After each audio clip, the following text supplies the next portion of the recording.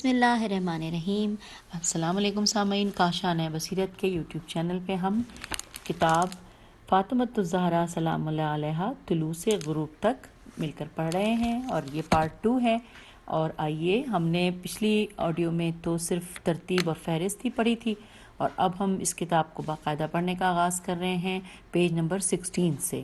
اور اس page number 16 پر جو کہ اس کتاب کے جنہوں نے ترجمہ کیا ہے، مترجم ہیں حجت الاسلام علامہ الطاف حسین کلاچی، کاف لام الف چ چھوٹی ہے، ان کی ایک تحریر ہے جو کہ صفحہ نمبر 16 سے لے کے صفحہ نمبر 30 تک ہے، اور کتاب میں اس کی ہیڈنگ ہے اوپر کہ فاطمہ علیہ السلام، فاطمہ علیہ السلام ہے، یعنی فاطمہ الزہرا سلام اللہ علیہا، فاطمہ الزہرا سلام اللہ علیہا ہے، صرف یہ اوپر لکھا ہوا ہے۔ آئیے اس کو مل کر پڑھتے ہیں اور مزید جانتے ہیں کہ اس مضمون میں کیا ہے۔ بسم اللہ الرحمن الرحیم۔ ہمیشہ سے یہ سنت الہی رہی ہے کہ اس نے اپنی مخلوق کی ہدایت کے لیے ہر زمانے میں انبیاء اور رسل بھیجے، اور انہیں اس زمانے کی طرز معاشرت کے مطابق آیات و معجزات عطا کیے۔ حضرت موسیٰ علیہ السلام کے زمانے میں جادو کا زور تھا، تو اللہ تعالیٰ نے انہیں عصا اور ید بیضا کے ساتھ بھیجا۔ حضرت عیسیٰ علیہ السلام کے زمانے میں طب و حکمت کا دورہ تھا، تو اللہ تعالیٰ نے اپنے نبی علیہ السلام کو ان معجزات کے ساتھ بھیجا جس نے طب یونان کو عاجز کر کے رکھ دیا تھا۔ آپ علیہ السلام اللہ کے امر سے مردوں کو زندہ کرتے تھے۔ مبروس، میم بے رے و سواد، مبروس کو برس کی بیماری سے نجات دیتے تھے، اور مادرزاد اندھے کو بینائی عطا کرتے تھے۔ اگلا پیراگراف ہے کہ اللہ تعالیٰ نے تمام انبیاء کے آخر میں اپنے حبیب خاتم النبیین صلی اللہ علیہ وآلہ وسلم کو اس سرزمین میں بھیجا جس میں فصاحت و بلاغت اور شجاعت و شہامت، شین ہے الف میم تے، شہامت کی دھاک تھی۔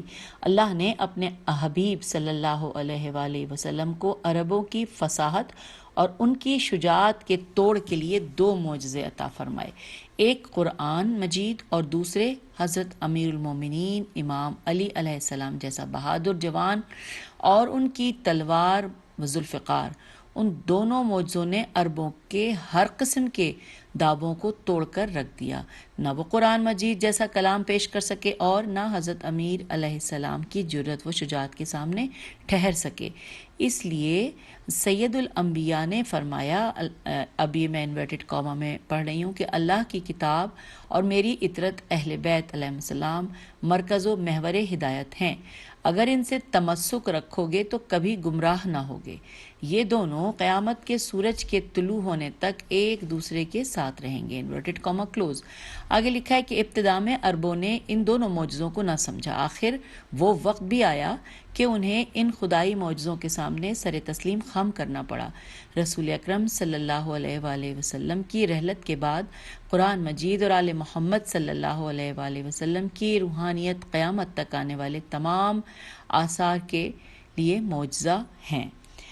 تمام الف عین صاد الف رے آثار کے لیے معجزہ ہیں۔ قرآن مجید کے مطالب و مفاہیم اور آل رسول صلی اللہ علیہ وآلہ وسلم کی تعلیمات انسانی عقول کو حیران و سرگرداں کر دینے والی خدائی طاقتیں ہیں۔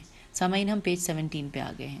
جی ہاں، جہاں اللہ تعالیٰ کی کتاب معجزہ ہے تو وہ ہستیاں بھی معجزہ ہوں گی کہ جنہوں نے اللہ کی کتاب کے تمام احکام پر عمل کیا اور کبھی سرمو انحراف نہ کیا۔ قرآن کریم کی تعلیمات کا خلاصہ یہ ہے۔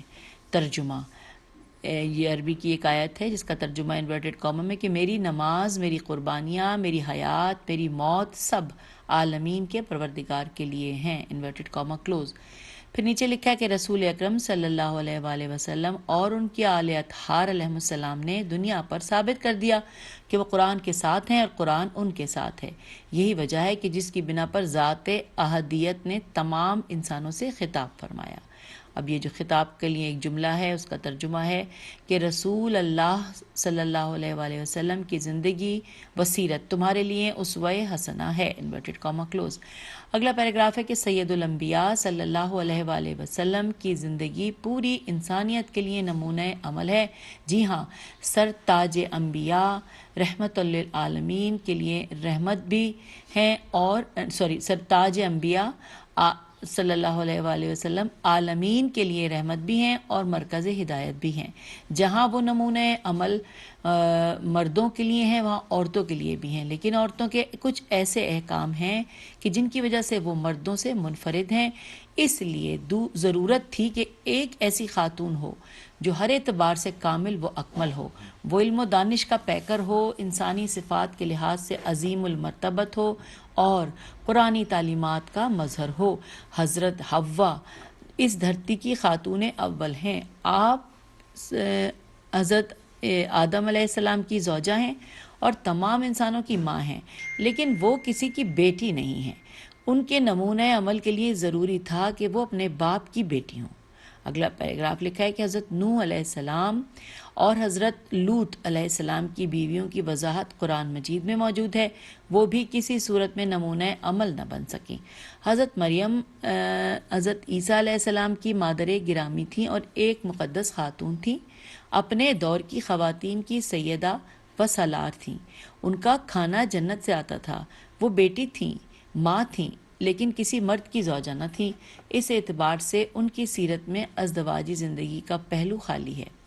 اگلا پیراگراف کہ ایک ایسی مقدس خاتون کی ضرورت تھی جو بیٹی بھی ہو، زوجہ بھی ہو اور ماں بھی ہو۔ اس لیے اللہ تعالیٰ نے اپنے حبیب صلی اللہ علیہ وآلہ وسلم کو وہ طاہرہ و مطہرہ دختر عطا فرمائی تاکہ امت کی خواتین کے لیے نمونہ عمل ہو۔ اللہم صلی علی محمد وآل محمد وعجل فرجہم۔ وہ بیٹی بھی تھیں، زوجہ بھی تھیں اور ماں بھی تھیں۔ آپ سلام اللہ علیہ کے اندر زندگی کے تمام پہلو تھے۔ امت کی ہر خاتون اپنے تمام ادوار اور تمام پہلوؤں میں انہیں اپنے لیے نمونہ عمل بنا سکتی ہیں۔ پیج 18۔ سیدۃ النساء العالمین حضرت فاطمہ زہرا سلام اللہ علیہ کے والد گرامی سید الانبیاء حضرت محمد مصطفیٰ صلی اللہ علیہ وآلہ وسلم اور ان کی والدہ گرامی ملکۃ العرب ام المومنین حضرت خدیجہ الکبریٰ سلام اللہ علیہ ہیں۔ بطول معظمہ انسانی شکل و شمائل میں جنت کی حور ہیں۔ رسول اعظم صلی اللہ علیہ وآلہ وسلم نے اللہ تعالیٰ کے حکم سے ان کا اسم گرامی فاطمہ سلام اللہ علیہ رکھا اور اپنی دختر کو ایک ایسی ملکوتی سند عطا کی جو کائنات میں کسی دختر کو نصیب نہ ہوئی۔ آپ صلی اللہ علیہ وآلہ وسلم نے فرمایا، فاطمہ تو ام ابیہا، یعنی فاطمہ تو گویا اپنے باپ کی ماں ہیں۔ رسول اکرم صلی اللہ علیہ وآلہ وسلم کی یہ ملکوتی حدیث حقیقت میں اس جاہ و جلال کے کمال کی ترجمانی ہے جو رب العالمین کی طرف سے بذریعہ سید الانبیاء صلی اللہ علیہ وآلہ وسلم شہزادی کونین کو عطا کیا گیا تھا، کیونکہ خاتم الانبیاء صلی اللہ علیہ وآلہ وسلم کے بارے میں اللہ تعالیٰ کا ارشاد گرامی ہے۔ ترجمہ انورٹڈ کاما، میرا نبی صلی اللہ علیہ وآلہ وسلم اپنے نفس کی خواہشات سے گفتگو نہیں کرتا، بلکہ یہ تو وہی کہتا ہے کہ جو وہی کہتی ہے، انورٹڈ کاما کلوز۔ گویا رب جہان بنی نوع انسان کو اس حقیقت کی طرف متوجہ فرما رہے ہیں کہ میرا نبی صلی اللہ علیہ وآلہ وسلم جب بھی گفتگو کرتا ہے تو زبان اس کی ہوتی ہے لیکن فرمان میرا ہوتا ہے۔ تو سرور کائنات کے اس فرمان کا مفہوم یہ ہے کہ فاطمہ زہرا سلام اللہ علیہ میرے نزدیک اس طرح محترم ہیں کہ جس طرح ایک ماں اپنی اولاد کے لیے محترم ہوتی ہے، کیونکہ یہ اپنے باپ کی ماں ہیں۔ خاتون جنت کی یہ وہ فضیلت ہے جو تاریخ بشریت کے کسی اولاد کو حاصل نہیں، کیونکہ سرتاج انبیاء صلی اللہ علیہ وآلہ وسلم کے علاوہ کسی بھی نبی نے اپنی دختر کے بارے میں یہ نہیں فرمایا کہ میری بیٹی اپنے باپ کی ماں ہے، اور باپ بھی وہ جو سید الانبیاء اور باعث تخلیق کائنات، فخر موجودات، رحمت للعالمین اور شفیع المذنبین ہو، جس کے بارے میں خالق ارض و سما کا فرمان ہے کہ انورٹڈ کاما ترجمہ پڑھ رہی ہوں کہ اے میرے پیغمبر صلی اللہ علیہ وآلہ وسلم، اگر آپ نہ ہوتے تو میں زمین اور مخلوقات کو پیدا ہی نہ کرتا۔ سبحان اللہ۔ آئیے آگے پڑھتے ہیں۔ لکھا ہے اللہ نے اپنے حبیب صلی اللہ علیہ وآلہ وسلم کو وہ دختر عطا فرمائی کہ جو امت کی خواتین کے لیے نمونہ عمل ہیں۔ وہ بیٹی بھی تھی، زوجہ بھی تھی اور ماں بھی، اسی لیے ان کی مقدس ذات ہر اعتبار اور ہر پہلو سے نمونہ عمل ہے۔ ایک بیٹی آپ کی سیرت کا مطالعہ کر کے اپنے والدین کے لیے سرمایہ افتخار بن سکتی ہے۔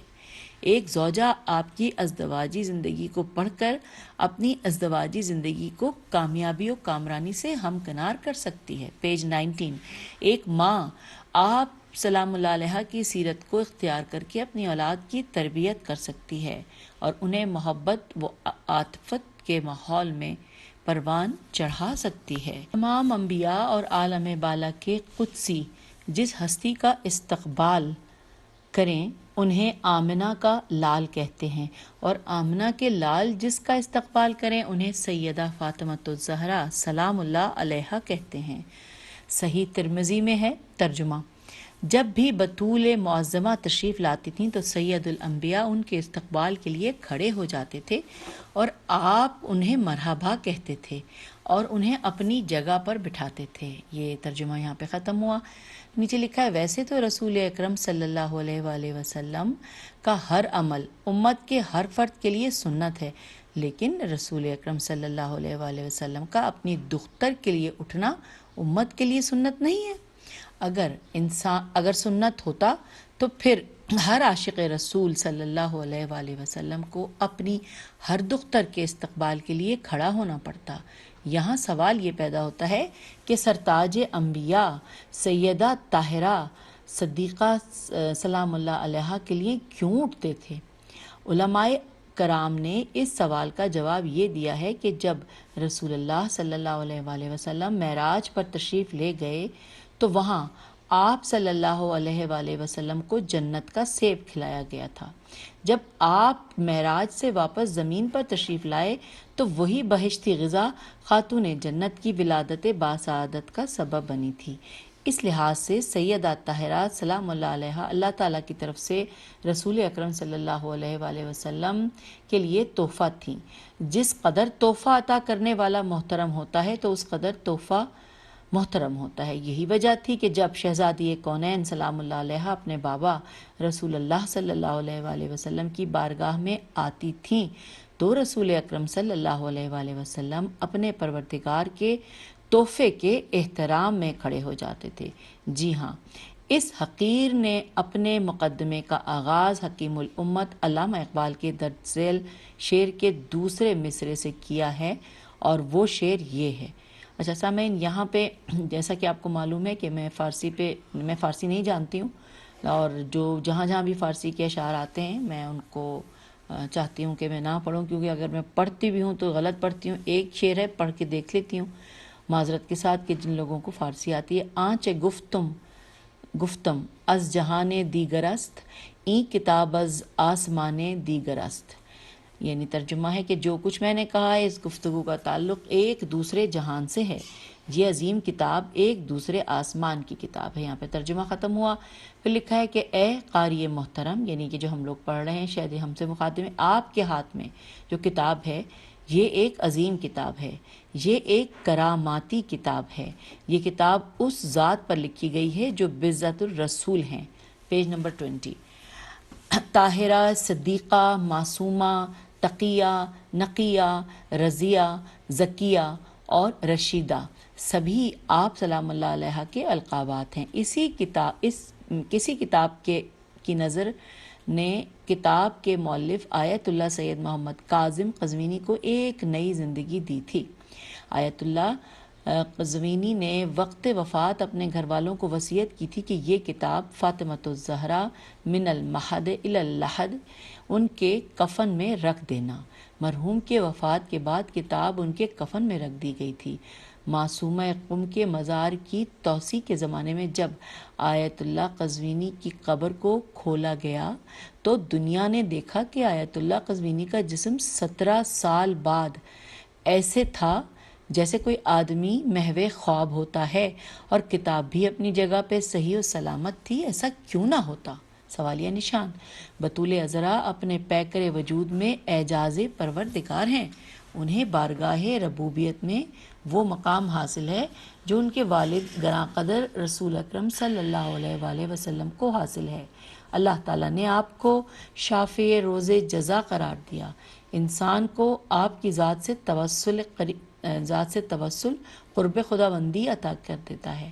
آپ سلام اللہ علیہ کے مبارک اسم کی برکت سے حوائج پوری ہوتی ہیں۔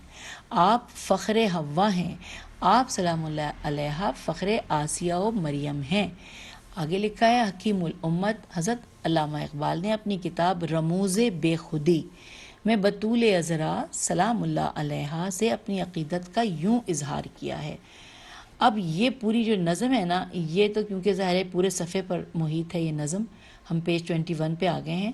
سامعین، یہ پوری میرے لیے پڑھنا مناسب نہیں ہے، کیونکہ کسی بھی زبان کو اگر صحیح نہ آتی ہو تو اس کو پڑھنے سے میں سمجھتی ہوں کہ اچھی بات نہیں ہے۔ نیچے لکھا ہے اس کے بارے میں کہ علامہ اقبال فرماتے ہیں کہ اے قاری عزیز، آپ نے تاریخ اسلام کا مطالعہ کیا ہوگا۔ حضرت مریم اسی لیے محترم و مکرم ہے کہ آپ حضرت عیسیٰ علیہ السلام کی مادر گرامی ہیں، لیکن بطول معظمہ حضرت فاطمہ زہرا سلام اللہ علیہ مخدوم کونین ہیں، سیدۃ النساء العالمین ہیں، مخدرت عصمت و طہارت ہیں۔ ان کی فضیلت و بزرگی کے کیا کہنے، کیونکہ آپ لا تعداد فضائل و مناقب کا مرکز و محور ہیں۔ سیدہ عالم میں 3 نسبتیں، سیدۃ العالم سلام اللہ علیہ میں 3 نسبتیں ایسی ہیں کہ جن تک کائنات کی کسی خاتون کو رسائی حاصل نہیں ہے۔ اسی وجہ سے آپ حضرت مریم سے 3 پہلوؤں کے لحاظ سے عزیز و محترم ہیں۔ آپ کی پہلی نسبت یہ ہے کہ آپ امام اولین، سید المرسلین، خاتم النبیین اور رحمت للعالمین صلی اللہ علیہ وآلہ وسلم کی آنکھوں کی ٹھنڈک ہیں، اور ان کے قلب مبارک کے لیے راحت کا سرمایہ و سامان ہیں۔ جی ہاں، آپ اس آنکھ کا نور ہیں کہ جس کے بارے میں اللہ تعالیٰ نے فرمایا، یہ سورہ نجم کی 17ویں آیت لکھی ہے، جس کا ترجمہ ہے کہ نگاہ نے انحراف کیا اور نہ تجاوز۔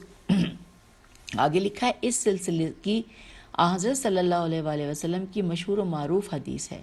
اب اس حدیث کا ترجمہ پڑھ دیتی ہوں، ویسے عربی بھی چھوٹی سی، کہ الفاطمۃ بضعۃ منی، فاطمہ میرا پارہ بدن ہے۔ آئیے اب ہم پیج 22 پہ آ گئے ہیں۔ لکھا ہے حضرت عائشہ فرماتی ہیں، عربی ہے اس کا ترجمہ ہے کہ میں نے حضرت فاطمہ سے سوائے ان کے والد گرامی محمد صلی اللہ علیہ وآلہ وسلم کے کسی کو بھی افضل نہیں دیکھا۔ یہ انورٹڈ کاما کلوز۔ اب پیراگراف میں ہے کہ سیدۃ النساء العالمین کو جو دوسری نسبت حاصل ہوئی ہے وہ یہ ہے کہ آپ اس صاحب شجاعت و شہامت انسان کی رفیق حیات ہیں کہ جو اپنے فضائل و مناقب میں کائنات پر بھاری ہیں، جن کے القابات و اعزازات لامحدود ہیں۔ یہی وہ ہستی ہے کہ جنہوں نے پیغمبر اسلام صلی اللہ علیہ وآلہ وسلم کی اور ان کی اسلامی تحریک کی ہر مشکل میں نصرت فرمائی تھی۔ تیسری نسبت یہ ہے کہ بطول سلام اللہ علیہ ان شہزادوں کی والدہ گرامی ہیں جو جوانان جنت ہیں اور جو جوانان جنت کے سردار ہیں۔ ان دونوں میں ان کے بڑے شہزادے عشق حقیقی کے مرکز اور چھوٹے شہزادے حضرت امام حسین علیہ السلام کاروان عاشقان صدق و صفا کے سید و سالار ہیں۔ جی ہاں، پوری کائنات پر نگاہ ڈالیے، اب کون ہے جو سیدۃ النساء العالمین کی ہمسری و برابری کا دعویٰ کرے؟ سوالیہ نشان۔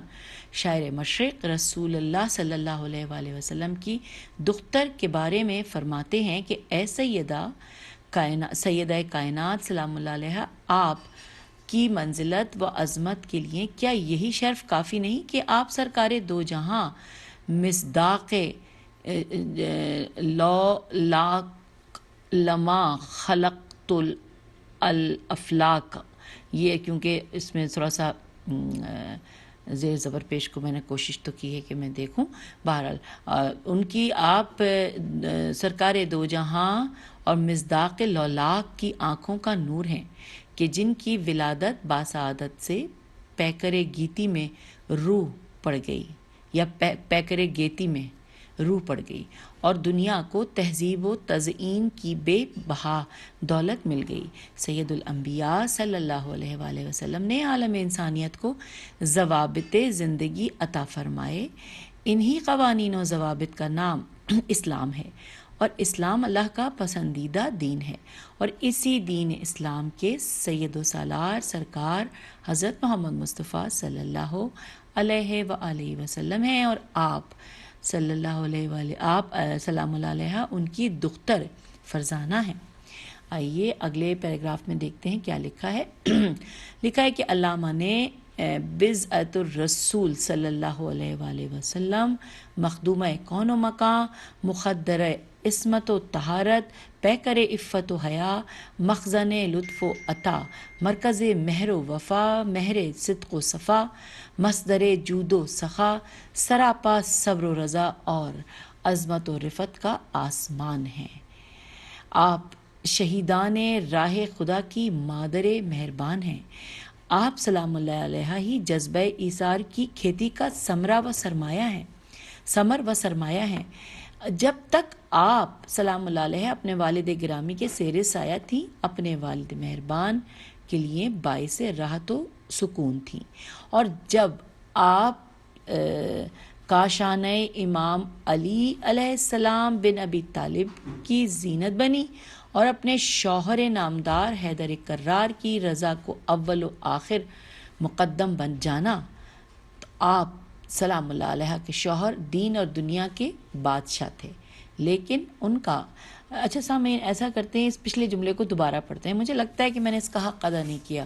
لکھا یہاں سے پڑھتے ہیں کہ جب تک آپ سلام اللہ علیہ اپنے والد گرامی کے زیر سایہ تھیں اپنے والد مہربان کے لیے باعث راحت و سکون تھیں اور جب آپ سلام اللہ علیہ کاشانہ امام علی علیہ السلام بن ابی طالب علیہ السلام کی زینت بنی اور اپنے شوہر نامدار حیدر کرار کی رضا کو اول و آخر و مقدم جانا.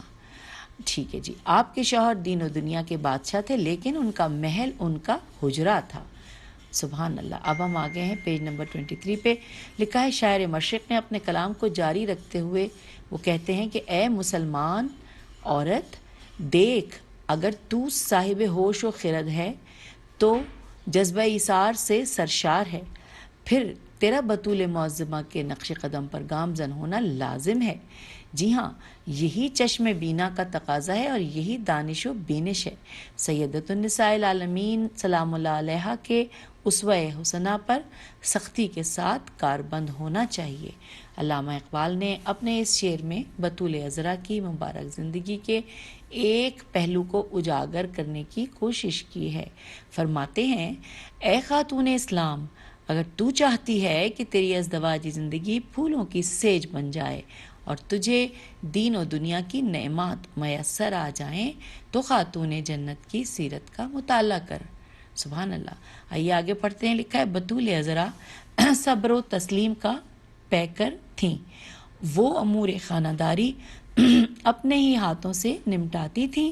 دنیا نے دیکھا کہ وہ ایک ہی وقت میں چکی چلا رہی ہیں آٹا بنا رہی ہیں اور قرآن مجید کی تلاوت بھی فرما رہی ہیں. جی ہاں دور حاضر کی مسلم خاتون حضرت زہرا سلام اللہ علیہ مسلم خاتون حضرت زہرا سلام اللہ علیہ کی کنیزی کا دعوت نہیں سوری دوبارہ غلط ہو گیا.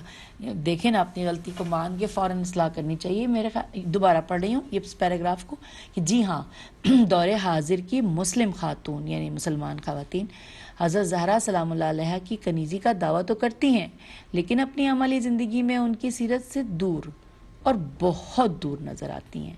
ملکۃ العرب کی شہزادی کے مطالعے سے پتہ چلتا ہے کہ آپ سلام اللہ علیہ اپنے شہزادوں کو جھولے میں لٹا دیتی تھیں اور عبادت خداوندی میں مصروف ہو جاتی تھیں۔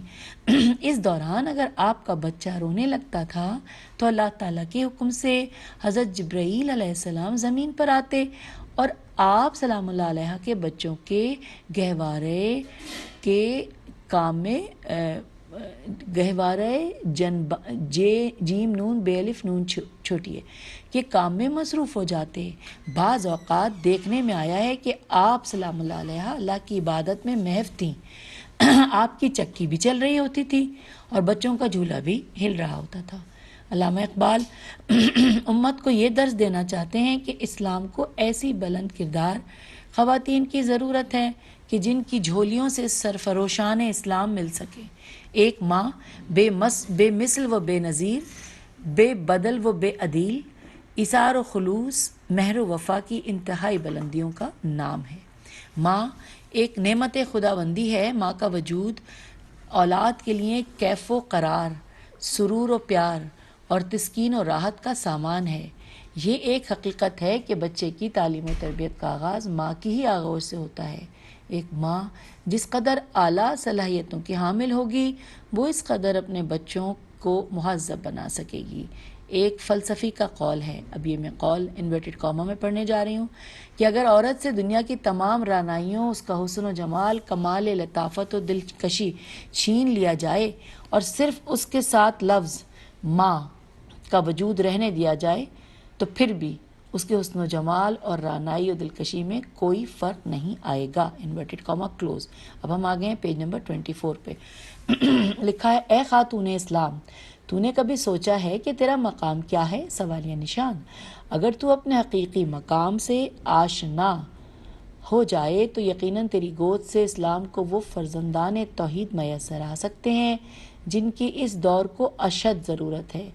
ایسے فرزندان توحید سرفروشان اسلام تجھے اس وقت میسر آ سکتے ہیں کہ جب تو اپنے کردار اور عمل کو حضرت فاطمہ زہرا سلام اللہ علیہ کے اسوہ حسنہ کے تابع کرے گی۔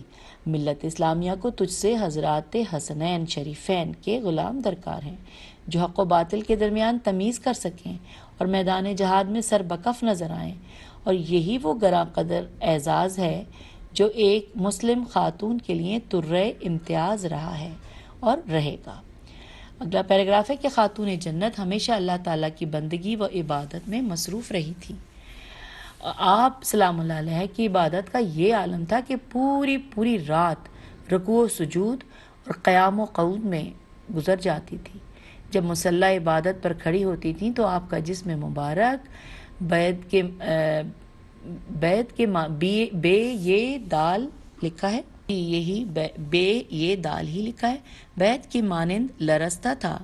آپ سلام اللہ علیہ کی عبادت بھی جاری رہتی اور آپ کا گریہ بھی جاری رہتا۔ ایان اس کو میں دوبارہ سے ایان الشیعہ، الف این یہ الف نون اس پہ زیر ہے اور پھر الشیعہ الف لام شین یہ این ہے۔ ایان الشیعہ میں حسن بصری سے روایت ہے کہ امت محمدیہ میں جس قدر حضرت فاطمہ زہرا سلام اللہ علیہ نے عبادت کی اس قدر کسی اور نے عبادت ہی نہیں کی۔ آپ سلام اللہ علیہ راتوں کو عبادت کے لیے اتنا کھڑی ہوتی کہ آپ کے پاؤں مبارک ورم آ جاتا۔